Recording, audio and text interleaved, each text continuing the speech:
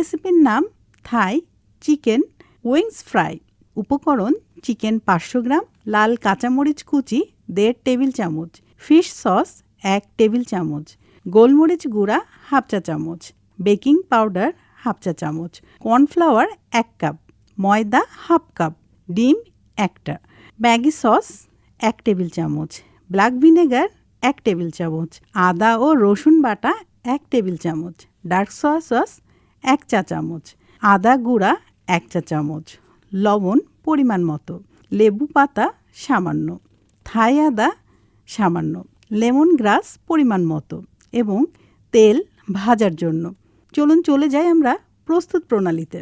প্রথমে মুরগির উইংস খুব সুন্দর করে ধুয়ে পানি ঝরিয়ে লাল কাঁচামরিচ কুচি, soya sauce, Maggi sauce, fish sauce, black vinegar, আদা রসুন বাটা, চিনি, লবণ, আদার গুঁড়া, হোয়াইট পেপার, লেবুর পাতা, থাই আদা কুচি, লেমন গ্রাস দিয়ে খুব সুন্দর করে মাখিয়ে ম্যারিনেটের জন্য রাখব।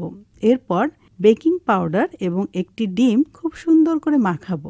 এরপর এর মধ্যে 1 কাপের কম কর্নফ্লাওয়ার এবং 1/2 কাপ ময়দা মেখে ডুবো তেলে ভাজবো।